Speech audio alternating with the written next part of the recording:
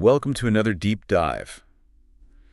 This time we're taking a look at Surah Al-Fil. A fascinating surah. Yeah, it really is. Yeah. I think, especially for someone who maybe hasn't heard this story before, it's just, it's one of those things that just pulls you in. Yes. Very powerful imagery. Yeah. And we're going to unpack not just the story itself, but also like the context and, what we can learn from it. And the spiritual significance as well. yeah, exactly. The deeper layers of meaning. And it's amazing how much is packed into just 5 verses, right? Right. It's a very short surah, but it's very impactful. Yeah, and it's a Makki surah, so it was revealed in Mecca. And that basically centers around this incredible event with an army of elephants. An army of elephants. Yeah, how often do you hear that? Yeah, that's not something you hear every day. No, not at all. And it immediately grabs your attention. yeah, and this army is led by Abraha, and he's determined to destroy the Kaaba. And I've always been struck by like his audacity. I mean, this wasn't just a random act of aggression, right? Yeah. He had built this massive cathedral in Yemen, and he was basically trying to redirect the pilgrimage. Yeah. It's like worship here, not there. So like, yeah, he wanted to make it the new center of pilgrimage. Yeah. What do you think was going through his head? Like, what led him to that point? Well, I think there are a couple of things at play here. Some scholars say it was a power play. He wanted to establish his dominance over Arabia, control the religious and cultural heart of Arabia. Right. But I think there's also a spiritual dimension to it.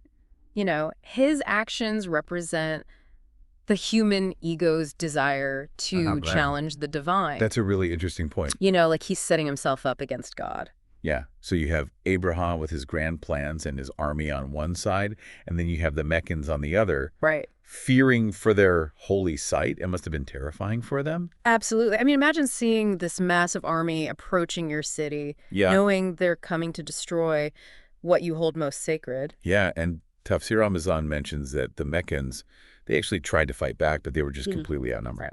Yeah. But there is one figure who really stands out, and that's Abdul Muttalib. Yes, the prophet's grandfather. Yeah, and when Abraha's men seized some of his camels, he went to confront Abraha, not to like plead or bargain, but to assert the Kaaba's divine protection. It's an amazing display of faith. Yeah. I mean, can you imagine standing before this tyrant, knowing he could just, end your life right there and saying, no, the Kaaba has a Lord and he will protect it. It takes a lot of courage. Yeah, and that's where things take a dramatic turn. Absolutely. This is where the story really gets interesting. Yeah, the army is about to enter Mecca. The lead elephant, this massive creature named Mahmud, stops dead in its tracks, refuses to go any further towards the Kaaba. Right there on the outskirts of the city. Yeah, and I mean, the confusion, the fear, the anticipation, you can almost feel it, right? Oh, absolutely. And then out of nowhere, flocks of birds appear. And they're carrying these small scones. Right. It's not exactly the kind of weaponry you'd expect in a battle. No, not at all, but it's like a sign. Right. Yeah. A sign of divine intervention. Yeah. And the surah actually describes them as stones of baked clay. And this detail, it's corroborated by historical accounts. That's interesting. So it lends a certain authenticity to the Quranic narration. Yeah, it's these little details that make the story really come alive. Absolutely. They paint a vivid picture in your mind. Yeah. And I think for me, it's also a reminder that the Quran, it's not just a book of abstract concepts. It's grounded in history. It's connected to real events. Or it's a living book. Yeah. And that makes it all the more powerful. Absolutely. So we have this incredible scene unfolding, right? These birds with their stones of baked clay descending upon this massive army. It's like something out of a movie. Yeah. And the outcome's about to be revealed. It's a moment of truth. The imagery of this mighty army brought down by these, tiny birds and pebbles. Yeah. It's just incredible. It's really a testament to Allah's power, isn't it? Absolutely. It shows that, no matter how strong or arrogant someone may seem, right, Allah is ultimately in control. And the Quran describes the scene so vividly.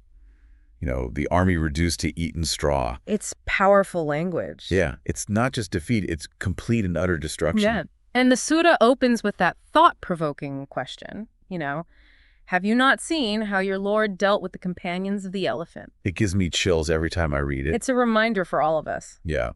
What do you think are some of the key lessons we can take away from this event? Well, I think first and foremost, it's a reminder of Allah's absolute power over tyrants. I mean, Abraha, with all his might and arrogance, he was powerless against Allah's will. It's a humbling thought. It is, and it's something we should all keep in mind, when we face challenges in our own lives. Yeah. When we feel overwhelmed by our problems, it's important to remember that Allah is infinitely greater. No matter how big our problems seem, Exactly. there's always a higher power. And I think it's also a warning against arrogance and oppression.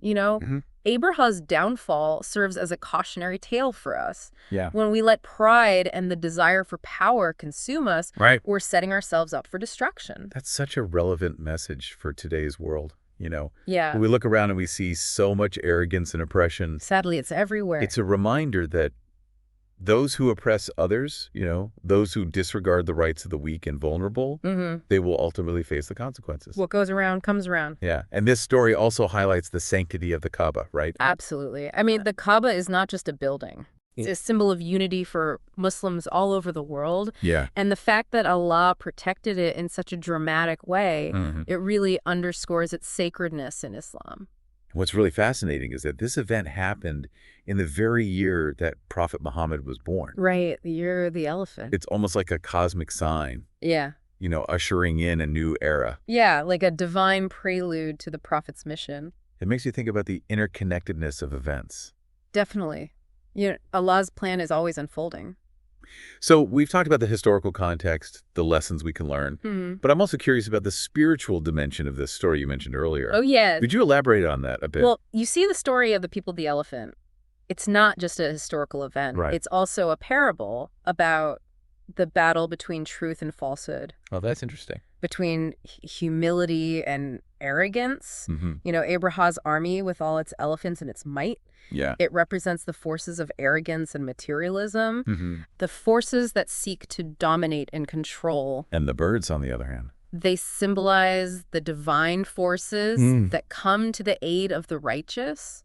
So it's not just a physical battle. No, it's a metaphor for the spiritual struggle that's taking place within each of us. That's a really powerful way to look at it. We all have our own Abrahas to contend with, Our own egos. Right, our own desires that can lead us astray.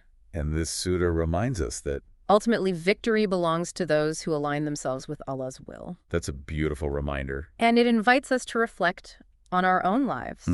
Ask ourselves, are we on the side of truth and humility? Yeah. Or are we letting arrogance and worldly desires dictate our actions? That's a really profound question. It's something we should all consider. But I imagine the true reward comes from reflecting on the meaning, Yes, absolutely. and allowing it to guide our actions. The reward is a reminder of Allah's generosity, but the real benefit lies in allowing the Surah's message to penetrate our hearts Yeah. and transform our lives. So we've covered a lot of ground here. We have. The story, the deeper meanings, the virtues. But I also want to touch on the context of the surah's revelation. Right? Why was this surah revealed in the first place? That's a great question. It's important to remember that this is a Makki surah Right. revealed in Mecca during the early days of Islam. When the prophet was facing a lot of opposition. Yes, from the Quraysh tribe who controlled Mecca at the time. And they were skeptical of his message. Absolutely, and they were worried about the consequences of following him. Yeah, they were saying things like, if we follow you, we'll be snatched from our land. Right, they couldn't fathom how a message of peace and submission to Allah could stand against the mighty empires of their time. They were essentially saying, who's going to protect us? Exactly, and that's where Surah Al-Fil comes in. Okay.